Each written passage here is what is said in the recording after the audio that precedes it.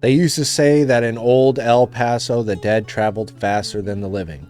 You could spend a week riding across the desert, but only a night to find yourself in a pine box made by a man who worked in silence, alone, long after sunset. Some called him necessary, others called him cursed. A few whispered something darker, that he made customers of his own. And I do want to state here, there's no documentation really of this guy. There's no I couldn't find any tax documents or anything like that, or any land deeds. So it's really more word of mouth. So this person may or may not have existed, being that there was no verifiable newspaper listings, etc., etc. So take it for what it is. There's probably not going to be a lot of visuals in this, but we're going to try and make it as exciting as I possibly can anyway for you. So sit tight and check it out. I mean, comment below, like me, subscribe. I don't know. You do you, boo-boo.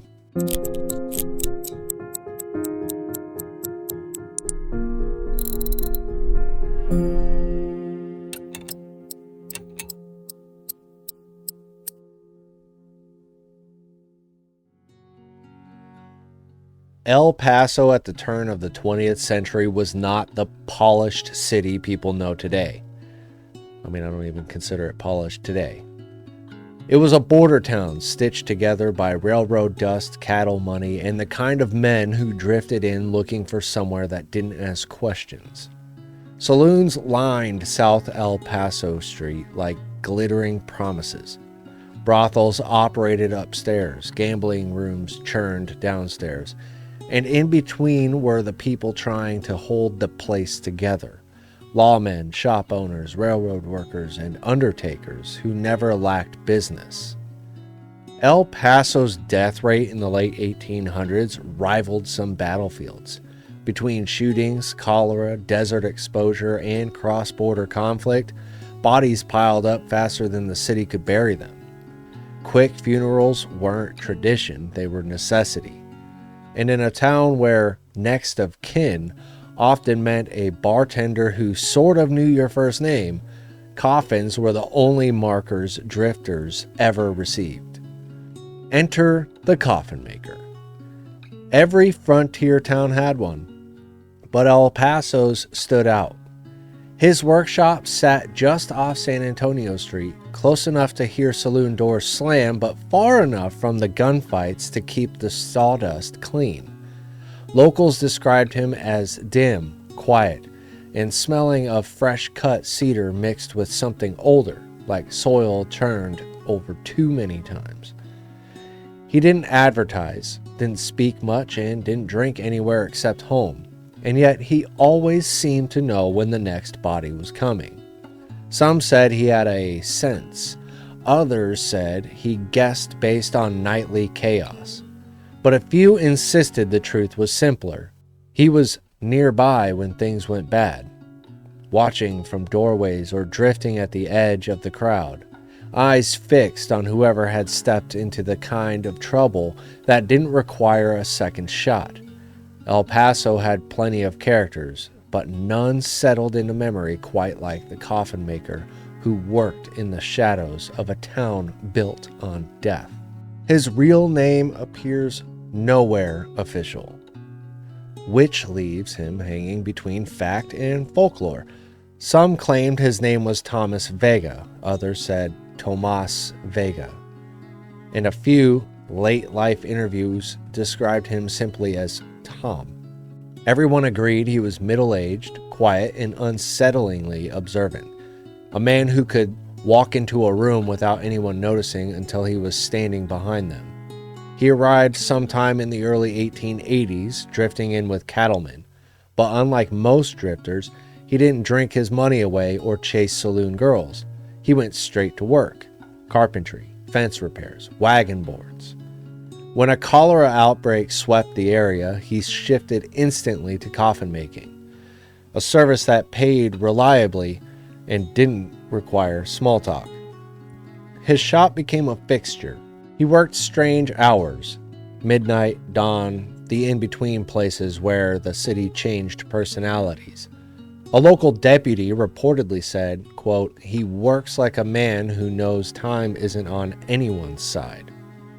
But his timing wasn't the strange part. There were at least 7 accounts from residents who swore they'd seen him standing in doorways moments before shootings or watching from corners before gamblers picked fights they wouldn't survive. He never intervened, never spoke, and never moved quickly. He just watched. And later, sometimes minutes after blood was cleaned off the saloon floor, a coffin would be delivered to the undertaker sized perfectly to the victim. Some believed he predicted trouble. Others whispered that he listened to the violent and nudged them in the wrong direction. But brothel workers, people who watched men closer than anyone, said he had a darkness to him, something he kept tucked behind silence. The man never caused disturbances, yet death always seemed to walk a few steps behind him. It's kind of creepy. Like, what if he had like a deal with death? Like, hey, just don't kill me and I'll deliver these bodies for you. I don't know. El Paso had no shortage of violent nights, but certain deaths stood out. Not because of the killings, but because of the coffins that arrived before the sheriff even filed a report. Take Henry McCafferty, a ranch hand more known for drunken bluster than skill. Witnesses said he stumbled out of a saloon ranting about being cheated at cards. Minutes later, he was found in an alley with a knife in his ribs. The sheriff chalked it up to a bar fight. But the coffin maker delivered a custom-sized pine box 30 minutes earlier, telling the undertaker's assistant, "You'll need this before sunrise." Then there was Isabel Morales, a young woman who worked near the river. She told a friend she feared her partner, a man with a gambling problem and a temper sharpened by cheap whiskey. She also said she'd seen the coffin maker watching her multiple times, staring like he was memorizing her shape. Days later, she was found strangled behind the stables. Her coffin was already waiting. Decorative carvings on the lid, something he rarely did. And then came the tipping point. Deputy Charles Dorsey, tough but fair, shot dead while walking home. No robbery, nothing missing, and no suspects. But the coffin maker had delivered a box for him 2 hours before the shooting, remarking to an assistant that the law would be short 1 man by dawn. Death predictions, perfect measurements, deliveries made before bodies fell. Some said he had a gift. Others said he wasn't predicting anything. He was causing it. Nothing was provable, no charges, no witnesses, but frontier towns didn't need proof, they needed patterns. And the coffin maker gave them patterns in pine and cedar. Rumors in the frontier spread fast, but some whispers around the coffin maker weren't whispers. They were documented in old ledger notes and interviews, even if not official records. A few late 1800s city ledgers list coffin orders marked pre-needed. Normally, this meant family members ordered one early for someone sick, but the pre-needed coffins linked to the coffin maker were for people who weren't ill at all, people who died violently or unexpectedly. Another record noted that he sometimes built coffins that didn't match the intended bodies. Too long, too short, too narrow. Undertakers claimed it felt like he was preparing for someone entirely different. Beyond paperwork were personal testimonies. Former saloon girls described him the same way: quiet, polite, unsettling. One recalled him sitting for hours, barely moving, studying arguments and men flashing money. A railroad worker claimed he caught the coffin maker counting a stranger's steps, watching his posture and muttering measurements. That same stranger was dead 3 nights later. Law enforcement never formally accused him. One deputy reportedly said, quote, "I'd question him more if he talked enough to answer." People shrugged it off because El Paso faced constant death, disease, gunfights, and raids. But decade after decade, the story lived on. Families passed down tales of the coffin maker who predicted deaths, followed trouble, and carved ornate lids for those he seemed to pity. No records, no proof, just a legend the city couldn't shake. Every legend breaks somewhere. For the coffin maker, it happened during a violent summer when El Paso was drowning in newcomers and conflict. When businessman Reuben Talford was found murdered outside a gambling hall, suspicion spread fast. Talford wasn't a drifter. He carried money, had enemies, and drank too much. His death shocked the city. The coffin maker delivered a coffin for Talford at dawn. No knock, just left outside the undertaker's door. The carvings on the lid were elaborate, spirals, crosses, interlocking geometric shapes. When lifted, it smelled of cedar and something sharper. Then came the detail that broke everything open. The coffin measured Talford's height perfectly. A crowd formed outside the coffin maker's shop that night. Miners, saloon workers, Talford's associates. They shouted, demanded answers, maybe revenge. Inside, his lantern flickered. He never opened the door, but by morning he was gone. Tools neatly arranged, shavings on the floor, a half-built coffin on the bench. No one ever saw him again. Some said he fled across the border. Others said the men outside dragged him off. A few believed he walked into the desert and let it swallow him. And we've all heard those stories in past episodes. The shop closed that day and never reopened. So who was the coffin maker? Some historians believe he was simply a socially withdrawn carpenter with good instincts. Someone who understood how violence brews in a place like El Paso. Others think he followed chaos for business, not because he caused it, but the darker interpretation never died.